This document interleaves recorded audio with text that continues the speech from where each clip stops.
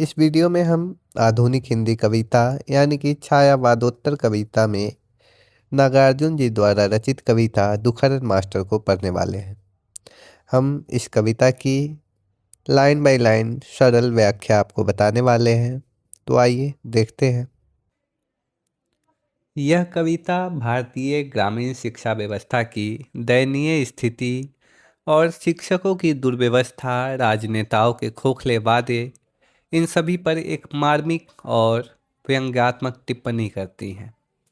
यह कविता एक गरीब और उपेक्षित ग्रामीण विद्यालय और उसके स्वाभिमानी शिक्षक दुखरन मास्टर के माध्यम से भारतीय लोकतंत्र में शिक्षा की उपेक्षा और भ्रष्टाचार को उजागर करने का काम करती है। आइए इसके एक एक पंक्ति को पढ़ते हैं और उसकी व्याख्या आपको बताते चलते हैं। पहली पंक्ति में बाबा नागार्जुन लिखते हैं, घून खाए शहतीरों पर की 12 खरी विधाता बाँचे। यानी घून एक प्रकार का कीड़ा होता है जो लकड़ियों को, अनाजों को खा जाता है। घून खाए शहतीरों पर, शहतीर यानी छत के बीच जो पीलर होता है उसे शहतीर कहा जाता है। घून खाए शहतीरों पर की 12 खरी विधाता बाँचे। कवि यहाँ बताना चाह रहे हैं कि स्कूल की हालत इतनी ख़राब है कि वहाँ के सहतीर में घून लग गए हैं, लेकिन उसकी जर्जर कमरे में बच्चे 12 खरी पढ़ रहे हैं। 12 खरी क का की आप जानते होंगे। कवि यहाँ व्यंग्यात्मक रूप से कहना चाह रहे हैं कि विधाता, जैसे विधाता का बनाया हुआ नियति दृश्य है यह, कि शिक्षा व्यवस्था भगवान भरोसे चल रही है। इसके बाद की पंक्ति में बाबा नागार्जुन लिखते हैं, फटी भीत है छत चूती है आले पर बिस्तुइया नाचे। भीत यानी दीवार, दीवारें फटी हुई है, छत से पानी चूते हैं, आले यानी रैक पर, बिस्तुइया यानी छिपकली, यानी रैक्स पे छिपकली दौड़ रही है। यानी यहाँ का इंफ्रास्ट्रक्चर व्यवस्था इतना ख़राब है, जर्जर अवस्था है, उसे कवि यहाँ बता रहे हैं। इसके बाद की पंक्ति में वे लिखते हैं, बरसा कर बेबस बच्चों पर मिनट मिनट पर 5 तमाचे। दुखरन मास्टर गढ़ते रहते किसी तरह आदम के सांचे। दुखरन मास्टर बच्चों को मारकर उन्हें आदमी बनाने की कोशिश करते हैं। कवि यहाँ शिक्षा प्रणाली की अमानवीयता पर व्यंग करते हैं। जहाँ मास्टर खुद परेशान है, वेतन नहीं है, संसाधन नहीं है, पर समाज उससे आदर्श परिणाम चाहता है। अगली पंक्ति में कवि लिखते हैं, अरे अभी उस रोज वहाँ पर सरेआम जंक्शन बाजार में शिक्षा मंत्री स्वयं पधारे, चमचम करती सजी कार में। कवि बताते हैं कि कुछ दिन पहले शिक्षा मंत्री जी अपने चमचमाते दिखावटी वाहन में इस इलाके में आए थे। ग्रामीण क्षेत्र के लिए यह बहुत बड़ा आयोजन बन गया था। ताने थे बंदूक सिपाही, खड़ी रहीं जीपे कतार में, चटा गए धीरज का इमृत, सुना गए बातें उधार में। मंत्री के साथ बंदूकधारी सिपाही थे। बहुत दिखावा था। मंत्री जी ने मिठाइयाँ खाई, कुछ खोखली बातें की और चल दिए। कवि यहाँ सरकार के दिखावटी निरीक्षणों का उपहास उड़ाते हैं। इसके बाद की पंक्ति में वे लिखते हैं, 4 कोस से दौड़े आए जब मंत्री की सुनी आवाज़, लड़कों ने बेले बरसाए, मास्टर ने माला पहनाई। यानी मंत्री के आने पर खबर सुनकर दूर दूर से लोग आए, बच्चों ने फूल बरसाए, मास्टर ने मंत्री को माला पहनाया। ये सब दिखावे का नाटक था, वास्तविक सुधार से इनका कोई संबंध नहीं था। इसके बाद की पंक्ति में कवि लिखते हैं, संगीनियों की घनी छाँव में हिली माल मूरत मुस्काई, तंबू में घुस गए मिनिस्टर, मास्टर पर कुछ दया न आई। यानी सुरक्षा घेरे में मंत्री मुस्कुराए, लेकिन विद्यालय की दुर्दशा और शिक्षक की हालत पर उनका ध्यान नहीं जा सका। जनता और शासक के बीच की दूरी को कवि यहाँ बहुत तीखे व्यंग्यात्मक रूप से चित्रित कर रहे हैं। इसके बाद की पंक्ति में कवि लिखते हैं, अंदर जाकर तंबू में ही चलो चले दुख दर्द सुनाए, नहीं अकेला मैं ही जाऊं कहीं भीड़ में वह घबराए। कवि यहाँ बता रहे हैं कि जो दुखहरण मास्टर है वे सोचते हैं कि व्यवस्था में कुछ सुधार आए। चलो मंत्री जी आए हैं तो इनसे अपनी दुख दर्द को बताते हैं, शायद कुछ मदद मिल जाए। फिर वे सोचते हैं कि अगर हम भीड़ में जाएंगे तो मंत्री जी घबरा जाएंगे, हम इनसे अकेले में जाकर बात करते हैं, कुछ मदद मिलने की संभावना हो। फिर कवि लिखते हैं, बचपन के परिचित ठहरे हम क्यों न चार बात कराएं, मौका पाकर विद्यालय की बुरी दशा पर ध्यान दिलाए। कवि बताते हैं कि दुखहरण मास्टर मंत्री जी के बचपन के साथी हैं, वो बचपन से ही जान पहचान है उनकी, तो ये जाकर उनसे मिल सकते हैं, उनसे बातें अपनी दुख दर्द बता सकते हैं, व्यवस्था को सुधार सकते हैं, स्कूल की दशा को बताएंगे। यह मास्टर की सादगी और ईमानदारी का प्रतीक है। इसके बाद की पंक्ति में कवि लिखते हैं, सुनकर बात गुरु जी की फिर हाँ हाँ बोले लड़के सारे, हम जब तक सुस्ता भी लेंगे आगे बढ़कर कुआं किनारे। यानी मास्टर जी के कहने पर कि तुम लोग मत जाओ, मैं अकेले जाकर मिलता हूँ। बच्चे बोले ठीक है आप जाकर मिलकर आइए, तब तक हम लोग भी मंत्री जी के स्वागत में इतना थक गए हैं तो हम लोग भी थोड़ा आराम कर लेंगे कुएं किनारे। हाथ हिलाकर मास्टर बोला, जाओ बच्चों जाओ प्यारे, चने चबाकर पानी पीना सूख रहे हैं हलक तुम्हारे। यानी यहाँ व्यंग्यात्मक टिप्पणी की गई है व्यवस्था पर कि बच्चे जो स्कूल में पढ़ने आते हैं वे भूखे प्यासे मंत्री जी के स्वागत में हा हा हो करने पहुंच गए हैं। तो इस प्रकार कवि यहाँ व्यंग्यात्मक प्रहार कर रहे हैं।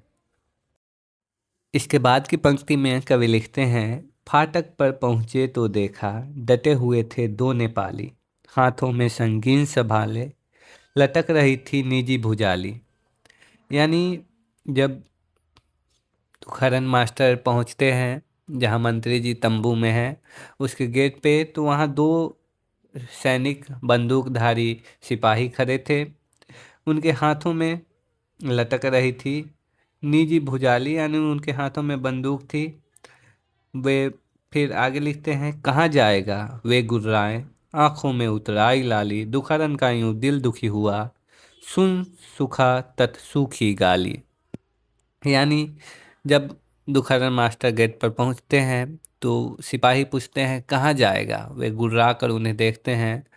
दुखहरन मास्टर का यहाँ दिल दुखी हो जाता है, सिपाहियों ने शिक्षक को अपमानित किया, उससे उनका दिल टूट जाता है। यहाँ कवि ने समाज में शिक्षक के प्रति सम्मान का अभाव को चिन्हित किया है। इसके बाद की पंक्ति में कवि लिखते हैं, मास्टर बोले यूँ मत कहना पढ़ा लिखा हूँ मैं हूँ शिक्षक, तुम भी हो जनता के सेवक मैं भी हूँ जनता का सेवक। यानी शिक्षक उन्हें समझाता है कि हम दोनों जनता के ही सेवक हैं, मुझे रोकना अपमान है। कवि यहाँ लोकतंत्र की सच्ची भावना को दिखाते हैं जो अब बस नाम मात्र रह गई है। इसके बाद की पंक्ति में वे लिखते हैं, फिर तो वे धकिया कर बोले भाग भाग जा मत कर बकबक, हम फौजी हैं नहीं समझते क्या होता है शिक्षक सेवक। कुछ दिन बीते मास्टर ने यह कड़ा विरोध पत्र लिख डाला, ताम झाम थे प्रजातंत्र के लटका था सामंती ताला। यहाँ हम फौजी है नहीं समझते शिक्षक सेवक, यानी सिपाही के अहंकार को यहाँ बताया गया है कि वह उत्तर देता है कि शिक्षक की बात हम नहीं जानते। कवि व्यवस्था की अमानवीयता और असंवेदनशीलता पर करारा व्यंग कर रहे हैं। अगली पंक्ति में कवि जब कहते हैं, कुछ दिन बीते मास्टर ने यह कड़ा विरोध पत्र लिख डाला, ताम जाम थे प्रजातंत्र के लटका था सामंती ताला। यानी जब शिक्षक का अपमान होता है, शिक्षक अपने तरीके से विरोध प्रकट करता है, वह मंत्री जी को पत्र लिखता है, लेकिन प्रजातंत्र के तामझाम थे, जो कि लटका था सामंती ताला। यहाँ कवि व्यंग कर रहे हैं कि नाम का लोकतंत्र है, पर असल में सब सामंती ढंग से चल रहा है। हर जगह सामंतवादी व्यवस्था है। कवि इस पंक्ति के माध्यम से भारतीय लोकतंत्र की सच्चाई को दिखा रहे हैं। जनता की भागीदारी केवल नाम मात्र है। ऊपर में सामंत लोग बैठकर वे जनता को नहीं देखते, जनता की बातों को नहीं सुनते। अगली पंक्ति में कवि लिखते हैं, अजी आपको उस दिन मैंने नाहक ही पहनाई माला, और लिखा, उस रोज आपसे भीख मांगने नहीं गया था। आप नए थे, नया ठाठ था, लेकिन मैं तो नहीं नया था। भूल गए क्या? अजी आपका छोटा भाई फेल हुआ था, और अपने आपने मुझे जेल से मर्मस्पर्शी पत्र लिखा था। कवि यहाँ बता रहे हैं कि मास्टर को पछतावा है कि उसने मंत्री को माला पहनाई, जबकि वो मंत्री उसके योग्य नहीं था। आगे की पंक्ति में वे दुखहरण मास्टर के माध्यम से कवि लिखते हैं कि मास्टर याद दिलाता है कि वे जेल में थे मंत्री साहब, तब उन्होंने मर्मस्पर्शी पत्र लिखा था कि मेरे जो छोटा भाई है उसको पास करवा दो। कवि दिखाते हैं कि सत्ता मिलने पर मनुष्य किस तरह से अतीत और संबंधों को भूल जाता है, उसमें अमानवीयता हावी हो जाती है। उसके बाद की पंक्ति में कवि लिखते हैं, प्रभुता पाई काहि मद नाही, तुलसी बाबा भले कह गए। यानी दुखहरण मास्टर तुलसी के वचनों को उद्धृत करते हुए कहते हैं कि सत्ता पाकर कोई अहंकारी न हो, पर मंत्री वही गलती कर बैठे हैं। यहाँ बाबा नागार्जुन परंपरागत ज्ञान को, यानी तुलसीदास के ज्ञान को समकालीन राजनीति से जोड़ने का प्रयास करते हैं। इसके बाद की पंक्ति में वे लिखते हैं कि जिसमें वाजिद अली बह गया, उसी बार में अब आप बह गए। यानी जिस तरह वाजिद अली बह गया था, उसी बार में अब आप भी बह गए हैं। सत्ता पाने के बाद आपका दिमाग जो है वो मति भ्रष्ट हो गई है, आप अहंकारी हो गए हैं, इस प्रकार यहाँ बताया गया है। इसके बाद की पंक्ति में कवि लिखते हैं कि आप बने शिक्षा मंत्री तो देहात के स्कूल ढह गए, हम तो करते रहे पढ़ौनी, जेल न जाके यहीं रह गए। आगे कवि बता रहे हैं यहाँ कि आप शिक्षा मंत्री बन गए तो इस देहात के स्कूल ढह गए, हम तो करते रहे पढ़ौनी, यानी हम स्कूलों में पढ़ाते रहे, जेल नहीं गए। यानी स्वतंत्रता आंदोलन में जो भागीदारी की बात है, यहाँ कवि बता रहे हैं कि हम तो स्कूलों में शिक्षा देने का काम किए, हम आंदोलन करके जेल नहीं जा सके, लेकिन हमने एक सकारात्मक प्रयास किया।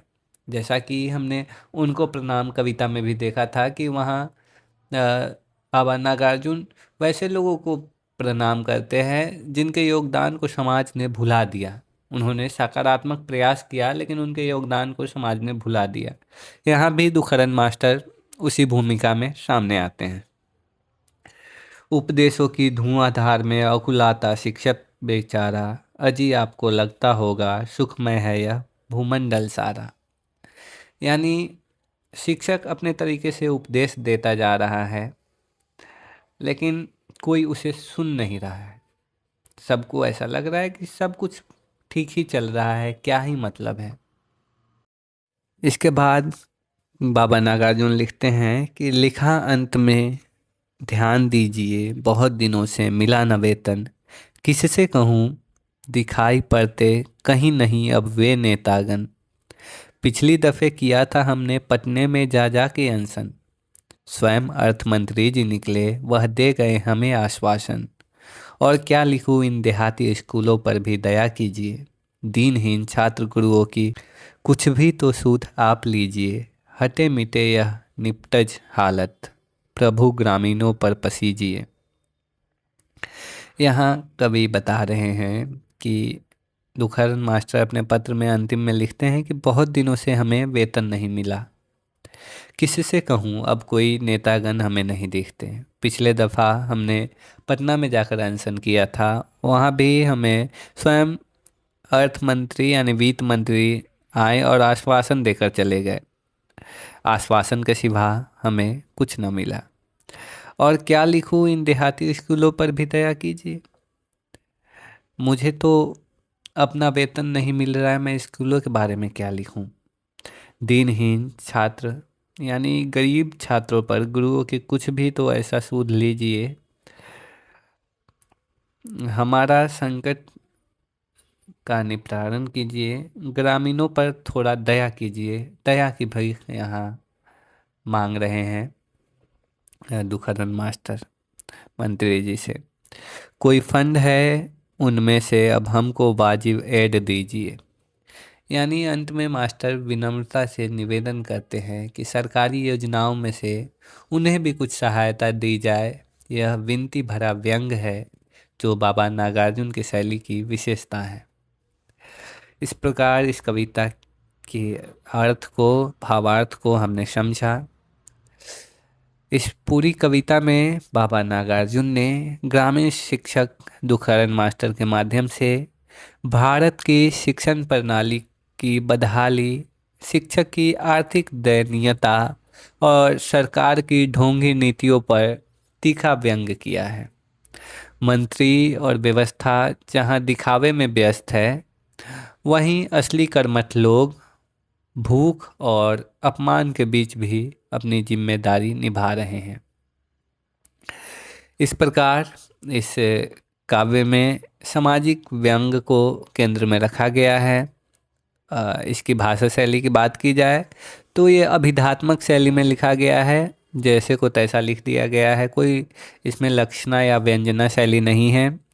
लोक बोली मिश्रित सरल हिंदी का प्रयोग इसमें बाबा नागार्जुन ने किया है, और जिसमें व्यंग और अर्थार्थ का सम्मिश्रण भी है। करुण और आक्रोश, व्यंग्यात्मक अद्भुत संतुलन इसमें देखने को मिलता है।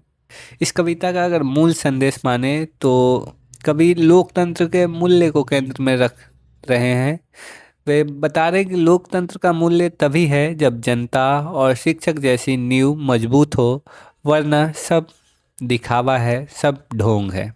तो इस प्रकार आशा करता हूँ कि आपको यह कविता समझ में आई होंगी। अगर कोई डाउट हो तो आप कमेंट सेक्शन में बेझिझक पूछ सकते हैं। फिर मिलते हैं अगले वीडियो में। धन्यवाद।